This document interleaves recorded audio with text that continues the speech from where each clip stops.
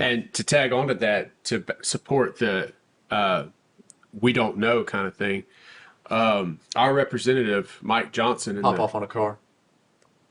You need that to live. So I'm going to take all of it and sell it to you. But in this case, it's your life. I'm about to hit you in the face with a baseball bat, and then you allow it to happen, then there's no karmic backlash on me because I told you what was going to happen. You made the decision to not do anything about it and allowed me to hit you in the face with a baseball bat. Back in my head and says, get down on my knees. To work in the field that we work in, we have to put all that and feelings to the side. Die a little quieter, please. There's too much blood. I mean, like, you might as well just give up. These secret societies came out of, like the old mystery cult. Kind of great. Sir, you can leave. Fair. I think that they are prepping for apocalypse.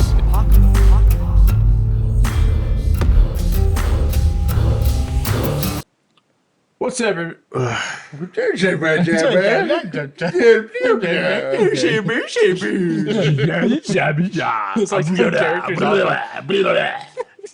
My name's Adam Sandler. Welcome, everybody. This is season 2, episode 9. My name is Colby. My name is Caleb. My name's Steven. And I'm Eric. He's our guest speaker again And where have we seen him before? on many of our podcasts. That's right. And I used to see him every day because he used to live with me. Yep. We His previously mom is talked my about godmother. yeah. We previously talked about some crazy things going on in town near us, and I guess this week we're going to be talking about the PTB and the power structure and the struggle that people have to control it. So, I had asked you in the last podcast off screen that I had to remind me about the question I had to tell you. So the question that I got for you is, how does it feel now compared to the last podcast you've been on with everything that we've upgraded? No, I mean it's nice. I mean it's a little smaller scale, and I like that how we're a little like closer together, and we're not like angled and sort of scattered all over the place. Yeah, this is actually the first podcast where we have this set up. We did have one at the other place where we were all sitting face to face, but like with Owen and then with Bailey and Anna. Yeah. But this is like the first time we've decided to actually intentionally put the tables together for a situation like this. And I want to do a studio tour. So I'm going to do that soon once we clean it up a little bit in here and put a shelf over there. There's a lot of moving going on right now. Yeah, we're kind of like at a halfway point, but yeah. Does it seem more professional? Oh yeah, it's coming along. I understand that.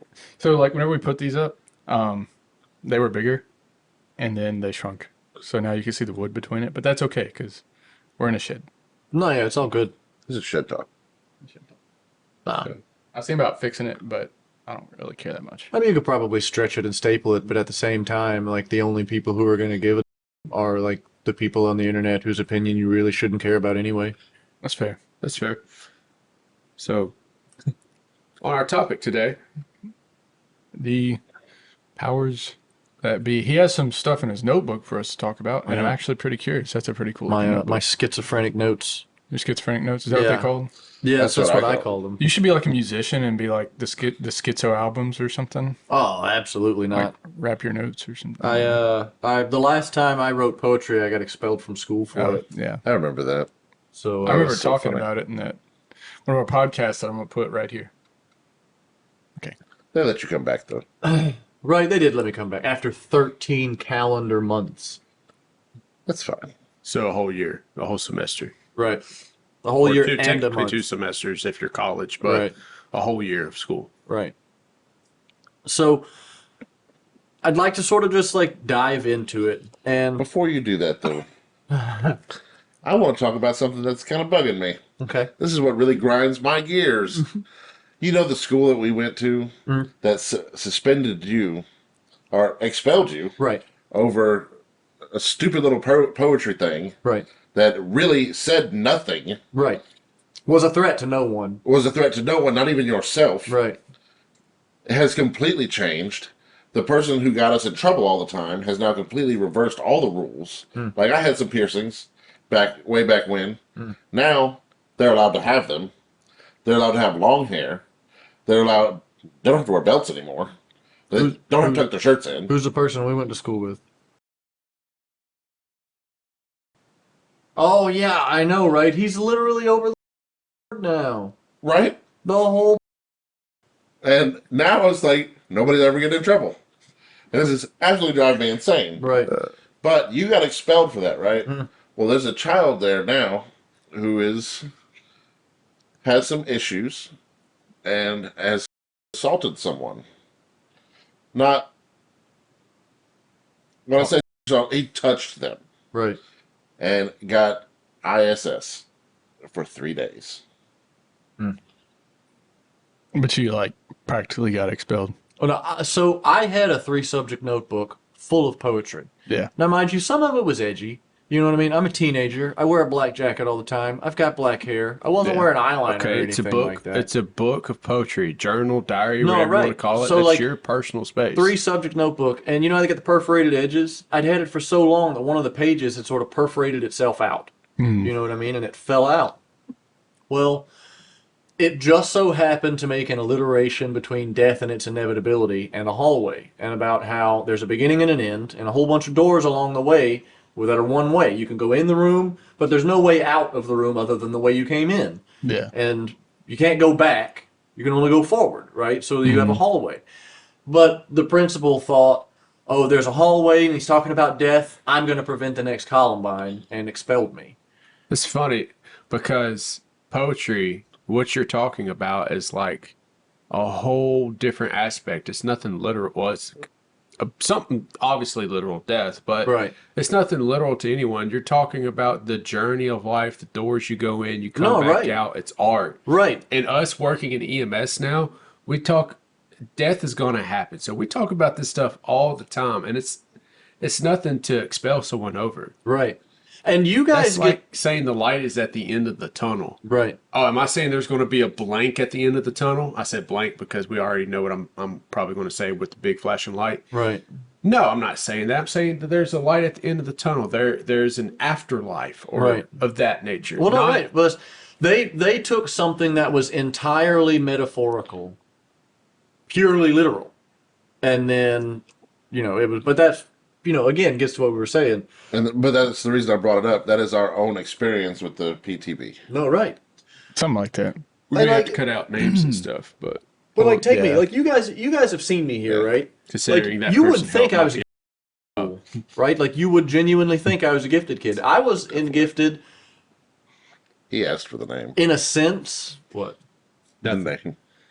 Up until like the 5th grade. Yeah. Right? But then I started to generate problems. I had ADHD, right? So like, I couldn't sit still. from the vaccines. No, I'm kidding. Go ahead. Right.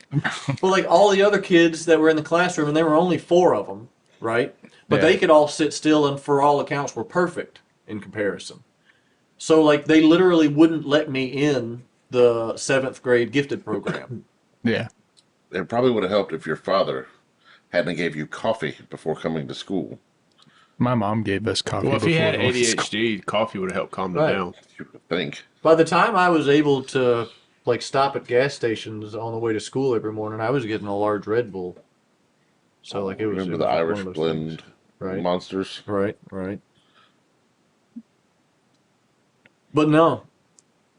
So, what I'd like to get into before we really start breaking everything down is like conceptually what it is that we're talking about, right? Yeah. So, like the powers that be, it's really easy to think about like, oh, it's us versus them. And it's just like anything that happens. You hear a lot of the really lazy conspiracy theorists be like, oh, they did this, they did that, or oh, this was the government, or this was that. And it's just like, well, when you really start to dig into it, it's just, you realize that the FBI and the CIA don't play along well at all. So, like, when you say the government, if it was the CIA, that's a big difference between a CIA operation and an FBI operation. Yeah. Right? So, like, to take that even further, whenever we're looking at non-governmental entities, right? So, like, people who are outside of government, never been elected by any group of people, but because of the fact that they have money, influence, power, networks, they're put into positions and put in places where the people who we do vote for and who do vote on things sit in rooms that are not allowed to be monitored with people we didn't vote for and get told what their opinions are. Yeah. Right? And these are lobbies. This happens every single day. And this is something that's not even a conspiracy at all in any way, shape, or form, right? I mean, yeah, and they normalized it. If you ever watch the show The Boys, they put that in our brain. Like, I love the I probably shouldn't say this, but I like the show The Boys. Right. And You love the boys. He likes boys. the show with the superheroes and villains, Like the superheroes. they do that. Right. They put all these, The lobbying. and this is what you're going to say. This is what you believe, and you're not going. Well, I want to do. It don't matter what you want to do. Right. This is what you're going to say. Because And that's the narrative we have to generate. your power comes from Me. Yeah. Like, your power comes from me. If you don't do what I tell you to do, the money will stop, Yeah. the influence will stop, the parties will stop, the limousines will stop. Yeah. You won't be famous anymore. People won't give a shit about what it is you have to say. They'll come You'll up- be a washed up nobody. come up with a lie about Right. me Right. They'll say, to oh, well, make he's the a people drunk. hate me. That wasn't true, and that's how they make you unpopular, and Right. people turn against you and take it away from you. I saw this So- thing from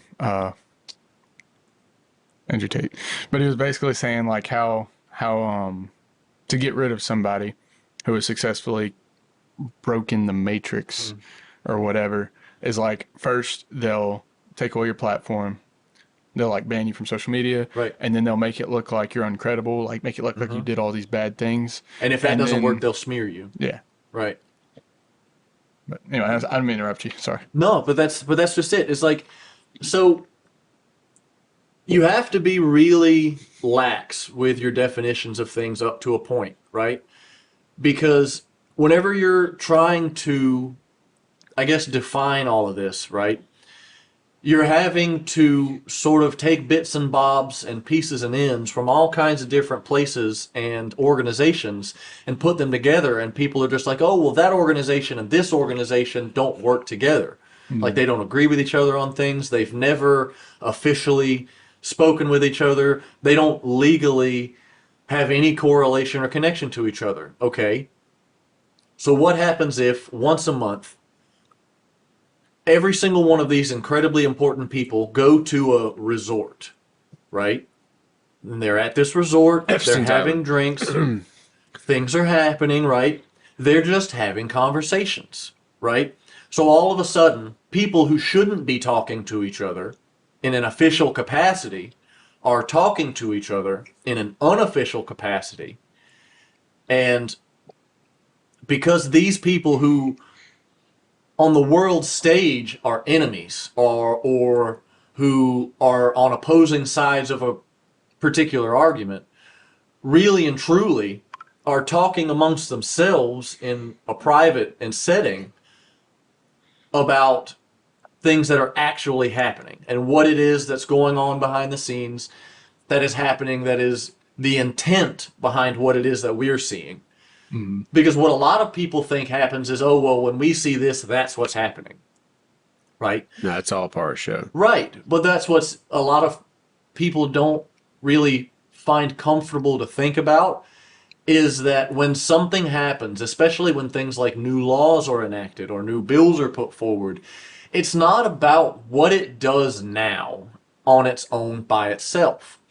It's about the grab bag of those little things that these incredibly wealthy people can put together into their own little customizable widget that they can use to skirt laws, regulations, find tax havens. Basically, every single one of the rules that are put in place to make sure that we don't make too much money, we don't have a lot of say in the things that happen in our local areas. We don't have control over our federal government. We don't have control over any of the decisions that are happening. What ambulance service we get? Right. Like, literally all of these decisions are boiled down to there's a wealthy person somewhere who has a bottom line. And when people are talking about the powers that be, it's those wealthy people who are making decisions based on their own personal interest and profits that affect everyone underneath them in a sort of Reaganomics trickle down type situation. Yeah, like the World Economic crazy, Forum. On our last podcast, we talked about us living in the deep South and being a very religious area, and it's the religious people around here that tend to have most of the power around here. Well, no, and to say that again, like, it's not just the religious people, right? But those religious people, and this becomes a local part of our powers that be, right? So when you have a single wealthy businessman, right, on his own, he can't really affect a lot of change in the local area, especially when it comes to things like commerce, right? Mm-hmm. But say that wealthy person is in a group of wealthy people at a golf club or a church, so to speak, right? All of a sudden you have a bunch of wealthy people who could potentially be on boards, who could be donors to certain causes, right? That have the ability to have these conversations completely outside of an official setting, where they're having conversations between each other about how they can enact legislature that allows them and the people within their proximity to generate wealth, while at the same time generating legislature that, without a certain amount of capital in the beginning, you can't perform. And just as an example, we'll say in the state of Louisiana, growing medical marijuana for yourself, right? Did you know that you can grow medical marijuana in the state of Louisiana? No, I did not know that. You can. The reason why people don't think you can is because of the fact that it costs $10,000 annually for licensing. I want you to think about that. The only thing preventing... To prevent you from doing it is they jack the cost of the right, licensing up so for personal you can't consumption. afford it. You can't grow for personal consumption. But even if you did, just to grow stuff for you to consume, you have to pay that $10,000 licensing fee, because in their mind, they've set up the structure and the legislature for themselves so that the only way for it to be fiscally feasible for you to do it is to be able to have the enormous capital up front and then sell in bulk. Mm-hmm. Right? That's the plan. And it's legislature like that that I'm talking about. We're talking people who have money, who saw an opportunity, and instead of giving that opportunity to everyone and saying, here's this thing, it could potentially create tax dollars for everybody, it could potentially generate a means of allowing people to move away from the opiate dependency that I'm sure you guys see a lot of. All the time. A lot of things that could have enacted real monumental change in this state that didn't happen because a very select group of people said, okay, how can we capitalize on this? And how can we prevent other people from capitalizing on it like we do? And so the other way they can capitalize on it basically is they want people to be addicted to these opioids. Right. Because of a whole bunch of different reasons. But the bottom line of it is if you allow the consumption of the marijuana versus the opiates, then they can't get addicted to it. Well, and I mean, you can get addicted to it. Have you tried that new drug that these opioid people or who are seeking pain meds get on your truck, like your truck? There's a new medication that my partner gives, and they feel fantastic. It's Nomosaline. Nomosaline. Anytime you get on an ambulance now, ask for Nomosaline, and it's a miracle drug. Oh yeah, 100%. It helps everything. He doesn't get what we're talking about. Well, it's does. Normal saline, right? Yeah, it's just water. It's water. But I feel like where they're capitalizing the most, and this is more just like capitalism in America, which really irritates me so much. I was talking to my mother-in-law. My mom-in-law. I talk to my mom-in-law about this all the time, like way more than we talk about anything else. Is the capitalism that they use in the healthcare system in America. I think it's kind of BS that some of these other countries have free healthcare, but they get the majority of the country's money itself from like overtaxing and doing things like that with their relations with America, because we were going to other countries to get all these things that we could really get inside the country, which is something that's a whole political thing right now. We were importing things we should have been exporting. The problem with free healthcare is, and I know you have firsthand experience with this, is like he can have free healthcare because he's a veteran, right? But how long does it take you to get an appointment? That's my point. I mean, we talked about that too. Like whenever it comes to the VA, they drag feet for everything. Right. But I'm talking about like if we had free healthcare. I know, but like it would be everyone had free healthcare. It would be like the it VA. would create more jobs. Worse. Because you got to think about the amount of people who choose to join the military as a percentage of Americans, right? Yeah. It's less than 1%. So, like, if we have a system of hospitals right now that exist as a form of socialism specifically for veterans, right? Mm-hmm.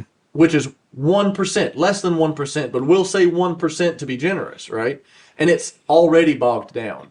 What happens if you try and implement a social medical system for the other 99% based off of what we're doing now? So hold on. I feel personally that that's intentional. Right. For the same purpose that the reason why healthcare isn't free in America, relatively. Because you got all these insurance companies, you got the hospitals, you got the ambulance companies. They're doing all these things that especially with Medicare and Medicaid, I've noticed a lot from Honda experience. They're real picky about what they will pay for and what they won't pay for. And even other insurance companies that aren't Medicare and Medicaid are super picky about what they will and won't pay for. And we're wasting all of our money and having to do like high copays and stuff like this for things that we need, but things that we don't need are 100% paid for. Right. And they're doing this so that population control. Well, no, and absolutely. also It's a form of capitalism. eugenics. It's something that we need. If I'm going to make a successful business and I want all the money in the world, I'm going to do something that you need 100% to live off of. Like in the Lorax, they use what? Air? The trees, yeah. Or air. trees. Yeah. You need that to live. So I'm going to take all of it and sell it to you. But in this case, it's your life and it's your health and all the things that you need to help your health so that you can live longer. I'm going to take all that and then only give you as much as I feel you deserve and take all your money. And in the end, if I decide that I don't want to have such a huge population in America, well, I can stop paying for everything that they need. Right. And then they don't have health care. Well, speaking of or things, I'll make it too expensive to the point where they don't even want to go to the hospital anymore. Well, and speaking of things that everybody needs, this happened the other day. You guys weren't there because you guys were working. I was working at the fire department here. Honeybees.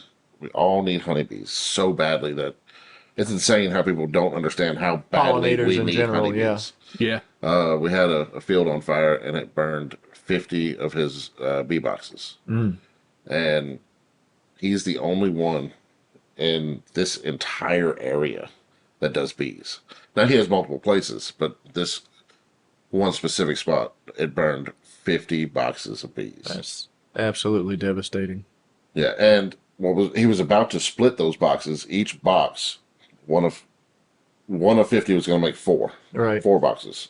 So it would have been what, 400? 200. 200 more boxes of bees. And he was already getting ready to sell some to California, who also needs the bees but cannot keep them. Yeah. Now, and speaking of families hoarding resources, like we were talking earlier, there's one family in California, one couple, who owns the pomegranate line, the Halo Cuties oranges, and another big thing. But basically, these two people own 70% of the water rights in California. So, like, that is wild that we allowed that to happen, right? Water rights. Wow. Right. So, like, They took your rights to water. and Stuff that's, that you need. it's happening in Arizona as well. The state of Arizona gives over 30% of its water. Now, mind you, they're under drought conditions for most of the year, right? Yeah. There's a Saudi company who is using the water in exorbitant amounts to grow alfalfa grass for hay to ship overseas for cattle. So they're using our soil, our seed, our land, our water, our resources, all of it, to generate the food so that they can put it on shipping containers and send it overseas to the UAE specifically for cattle. That's ridiculous. And that's happening in New Mexico and Arizona. That's ridiculous. You mean New America? Farmland in New Mexico and Arizona. Another joke. Anyway. But there are a whole bunch of different examples of that, and that's getting really deep into the weeds. But like, as far as on a federal level, right? Like what we're talking about are like things on a very small scale state level. What I'd like to talk about is the stuff that's happening like on a global level. And when you get into that, you really have to start talking about groups like the Club of Rome, the Morgenthau Group, the Rockefeller Group, the Bilderberg Group, the Round Table, the Committee of 300, the Trilateral Commission. Yeah. Like all of these are groups of unelected people who exist, and every single one of them are incredibly wealthy magnates in some sense. And some are more well known than others. Like the Rockefellers, everybody's heard of them. Well, no, right, but there are people. I've heard of the Circle Group. There are At least their people name. on these groups, right, whose names we don't know. And that's the problem, right? Yeah.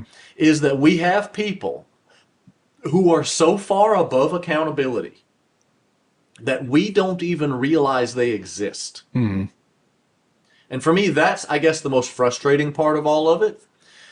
And go ahead and finish that statement because I got something to tag on to it. Right. Is that like me, I sound like a crazy person to most people when I try and talk about these things, because I'm just like, when I tell people there is a man that exists whose name you don't know, who goes out of his way deliberately every single day, pays exorbitant amounts of money to make sure that his name is not on the internet, to make sure that no one is talking about him on social media, to make sure that his name shows up nowhere on any Google searches, to make sure that there is no Wikipedia page anywhere with any mention of a name, let alone his links.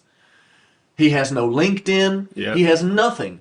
But this man has more capital, physical, tangible wealth, hoarded gold underneath a mansion somewhere in a European mountain, has groceries catered in, driven in, like from hours and hours away, lives a life that you and I could literally not possibly imagine, who is making decisions about what is happening in the state of Louisiana right now. Yeah. And to tag on to that, to support the we don't know kind of thing, our representative, Mike Johnson. Hop off on a car. That's a lot more. Oh. Okay. Sorry. Maybe.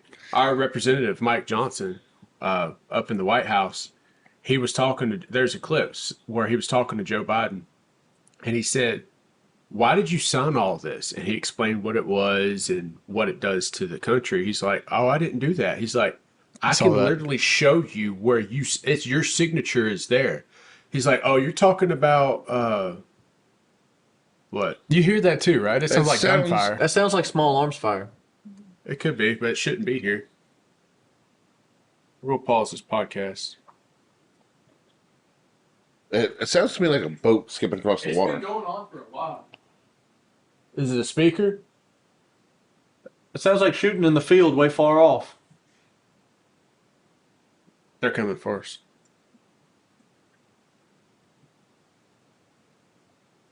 I've been hearing it since we started our first podcast, but it sounds like a boat skipping across the water, which also sounds like gunfire. But that sounds like return fire. That's definitely gunfire. Because there's like different pitches from different sides of. that one was a lot louder. right. That's okay. So that's even further off. Now we're in two different spots.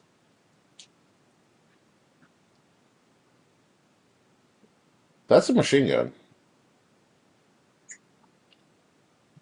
That's short round bursts. That is.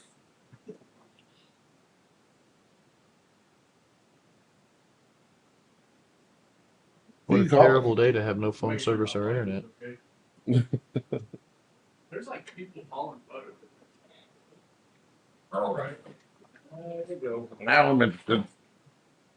To basically get back, we thought we heard gunfire, which we did hear gunfire. It was good. It definitely was good. gunfire. A lot of Lots of gunfire. guns. Yeah. It was like artillery. We thought the government had found us. And it was like machine guns and stuff. It wasn't just like small firearms. Yeah, no, we don't know what's going on over there on that side of the district, but there is something going on.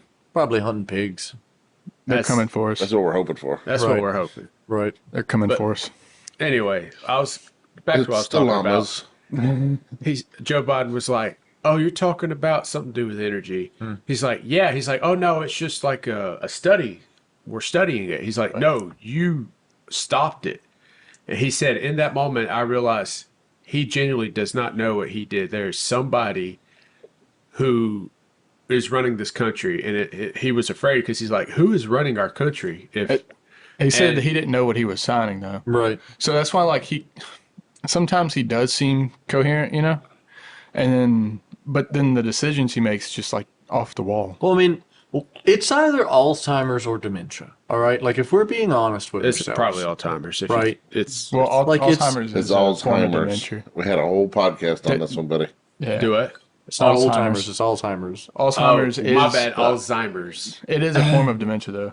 Anyway, so, and the second thing that I was going to say about it was there's somebody I know who, because this was when I was younger, they worked for an ambulance service and they weren't military or contract. They might have been contracted, but the private service kept an ambulance on that base. A call came for chest pain. They were not allowed to go past a certain point at the specific gate on that base. They had to wait.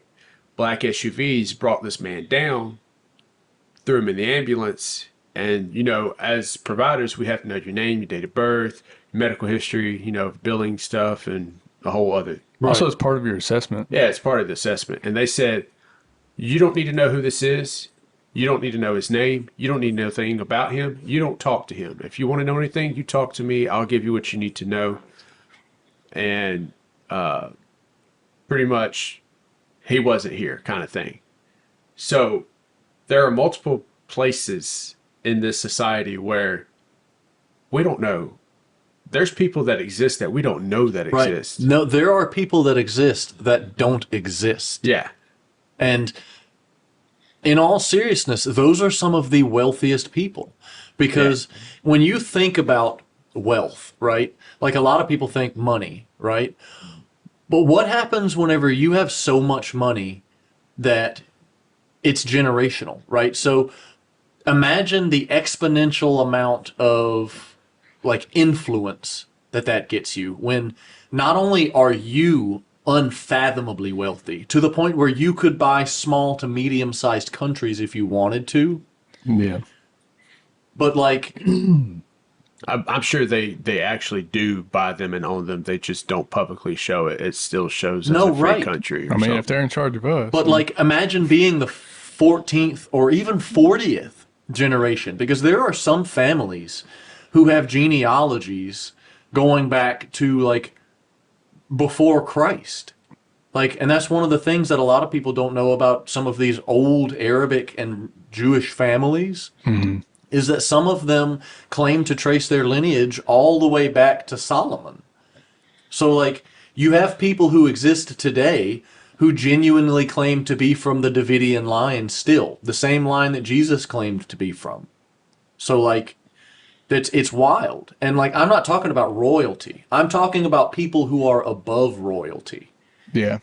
Because there are people who have more influence than literally They're world the leaders. ones that gave the leaders and the kings their seats. No, right. And in the Bible they talk about princes and principalities, right? And you talk about like the archons, people talk about in the Sumerian stuff, like, and the Arabs talk about the jinn, like there's always these, we'll call them powers that be, that are supernatural in nature, that are supposedly in all of these religious texts actually in charge of things, right? So what I posit is that not only are there like lineages of these families, but because of recent technological advancements, and in my mind, if something is possible today, then it was possible 10,000 years ago under the same circumstances. You know what I mean? So like, when you think about specifically like CRISPR technology, how we have the gene therapy stuff and the genetic manipulation, right? Okay, so we now have the ability to, using CRISPR technology, make genetic chimeras. That's a thing. Science has proven we can do it, right? So under laboratory conditions, right, if it's possible now, it was just as possible 10,000 years ago. We just didn't have the ability, right? What if someone did? Like, that's my big what if. Like, that's my posit. Like, that's what makes me a crazy that person. we are coming out with now that was possible 40 years ago or longer that the military was already doing. They just didn't release it to the public for civilians until they upgraded their knowledge. Why there's reptile people. Well, no, and that's why people want to talk about reptile, like the reptilians and the Leonids, like the cat girls, the lion-faced aliens and people, things like that. Here's where I go with it, right?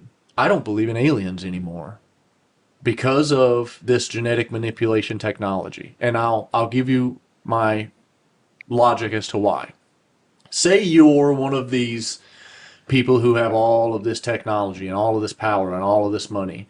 And we're talking like James Bond villain type stuff, right? And this is all hypothetical. I'm not talking in any literal sense. But like, say you have all of it, right? What's stopping you from creating a chimera? Right? Talking like mythological chimera. Yeah. Right? We have stories of those. We have stories of Minotaur guarding labyrinths, right? What is a Minotaur? Half bull, half man. And when you think about the nature of a chimera, and just what's been going on in Japan recently with all of the genetic studies, right? They're creating chimeras legally now in Japan. Yeah. That's crazy. So like, Have they started using the meat for sandwiches yet? what's to say, right? Because like, any technology sufficiently advanced is completely indistinguishable from magic, right? So what's to say that there wasn't a group of people who 10,000 years ago, 13,000 years ago, whatever period of time, right? Maybe not in the exact same way we're doing it today. Maybe in a completely different set of steps, but getting to the exact same point, had the ability to create minotaurs, to create dog-faced men, to create these werewolves, these chimeras. And the reason why it went into myth is because after some big event, whatever it is, it doesn't matter, something big happened. Shock event. Right, some catastrophe The Black happened. Swan. Right. And they were like, we have an unprecedented ability right now to roll some things back, we'll say, right? And if they did that 10,000 years ago and rolled everything back to the point where a highly advanced technological society decided to take everything they knew and go back to a steampunk Stone Age, in a sense. You know what I mean?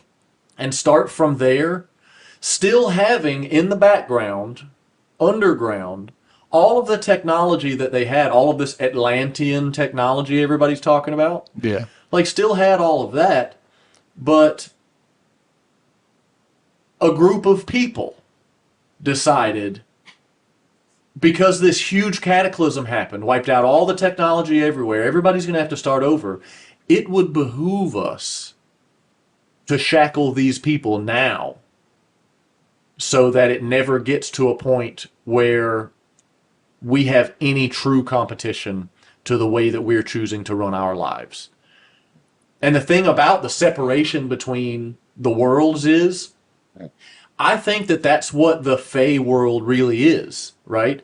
It's not some extra dimensional place that exists like outside of vision or reality, right? It's a real and tangible place that exists directly on top of ours, but it's so far removed from what we would consider the real world because it's in places that we think, oh, humans couldn't possibly live there. We don't have the technology to live there.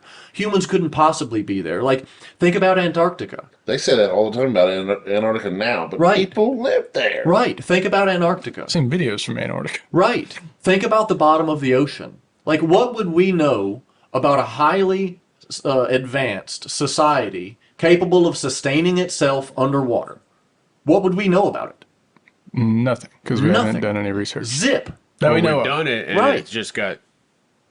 Now, mind you, these are all hypotheticals, like what ifs. Like I don't think with any rigidity that any of what I'm saying is true. I'm just thinking that these are possibilities. These are legitimate possibilities because you have to think about.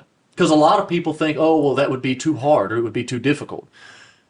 We're talking about people who don't think on the same time frames that we do. Because to them, if it gets them to where they want to be 120 years from now, they can make little changes along the way, little teeny tiny changes. And the whole time you're thinking, it's not that big a deal. Yeah, it's questionable. Yeah, it's weird. That seems kind of strange, but it's not that big a deal. It's not weird. It's not that big. But then when you get to the very end and you realize what's been happening the entire time is that you had a bowl full of rice. And someone with no rice in their bowl came along and was just taking a single grain of rice out of your bowl every single time, every single day. And you're okay with it because it's just one grain of rice. It's not a big deal. But then you get to the point where you look over and all of a sudden there's way more rice in his bowl than there is yours. And he's not stopping. And you're just like, okay, maybe we should slow this down, right? And then when you say that, he goes from picking with one hand to picking with both. Because he realizes that now you realize what he's been doing the jig is entire up. time. Yeah.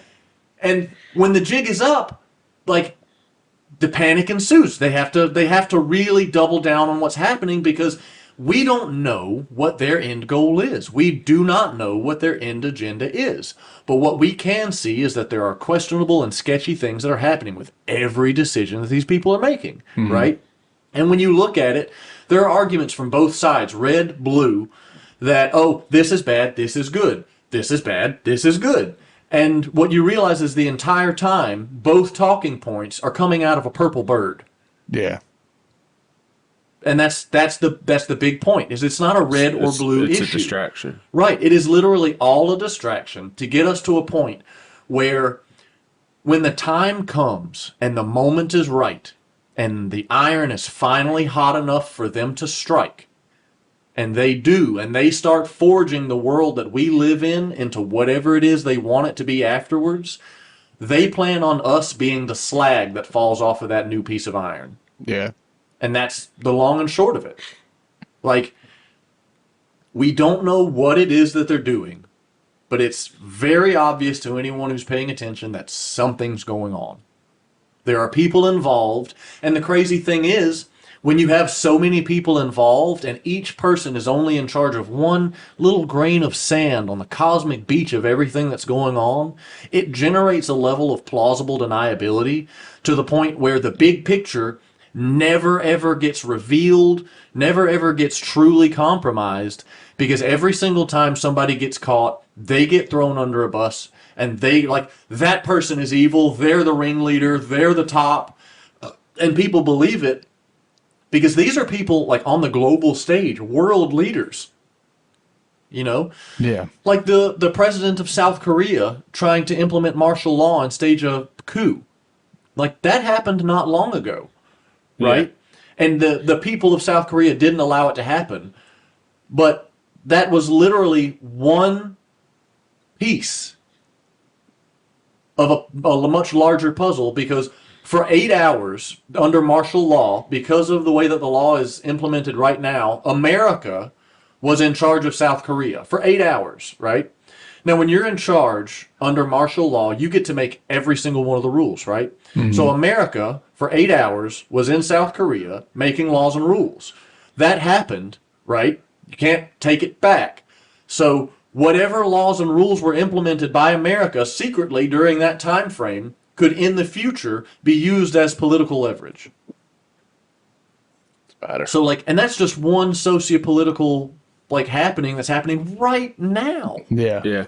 So like, the picture is so big that a lot of people like to get to a point where they're just like, oh, it's the Democrats. It's those damn Democrats, or it's Russia, or this is Putin, or this is Xi Jinping, or this is blah, blah, blah. There's always one thing. But it's never any one person. It's never any one thing.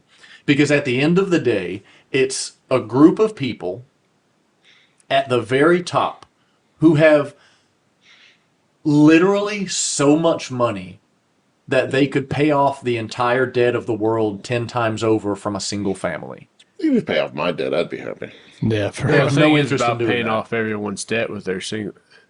Honestly, if you take away the materialistic value towards what they is considering valuable, Right.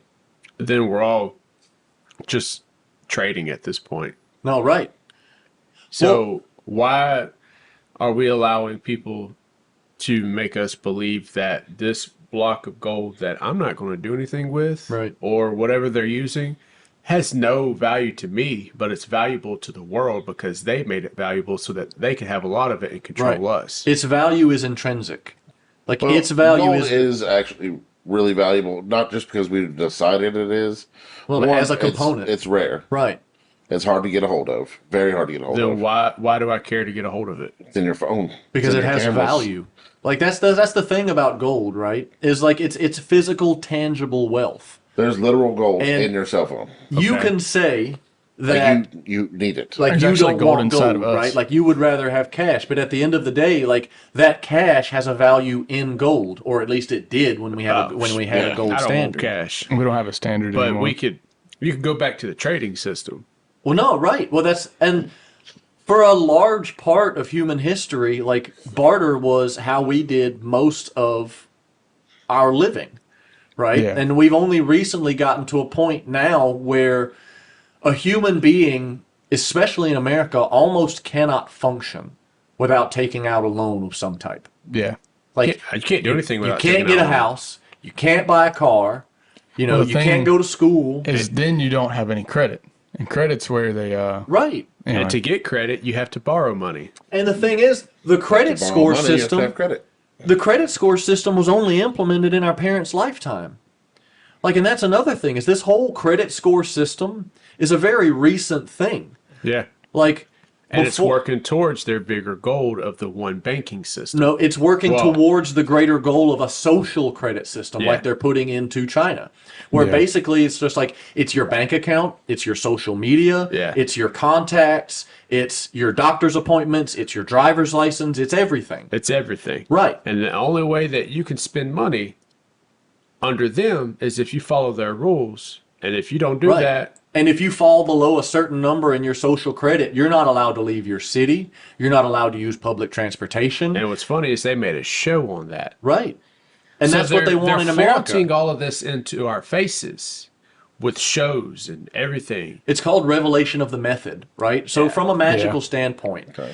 if you tell somebody what you're going to do before you do it, then there is no karmic backlash for what you're doing. So like there's always consequences for the things you do. Yeah. But like if I tell you I'm about to hit you in the face with a baseball bat, and then you allow it to happen, then it's there's no karmic yeah. backlash on me because I told you what was going to happen. You made the decision to not do anything about it and allowed me to hit you in the face with a baseball bat. So if you die from a karmic sense, that's on you, And that's actually not what, on me. That's actually what like Satanists and all that use a lot. Is like basically if they tell you nonchalantly that that's what they're doing, I'm gonna get to it. Nonchalantly that's what they're doing, then there's nothing on them if you let it happen. Right. But we all think it's funny. It's like, oh, they said they drink baby's blood. Haha, it's funny. But Right. you know they weren't They weren't really joking. It's called revelation of the method. But everybody needs to follow us on social media. Otherwise, that's on you. Because now I'm telling you to follow us on social media. That's right. And now it's on you. So follow us on Instagram, Facebook, and subscribe to our YouTube channel. But You don't want make that sure you karmic watch backlash. watch our shorts. And if you want to make a video to add on the end of one of ours so you can see yourself on YouTube, go ahead and send us one. We'll add it on. I'm pretty sure there's a short on there about me talking about a giant blue horse's eyes and tentacles. Yeah. Yep. Yep. And I just want to let y'all know, don't forget to like, because we all like you. So you should definitely like us. Don't forget to comment, because everybody's got a comment in this world, including me. And my comment is, you should also subscribe. And hit the bell. Da-ding. Okay.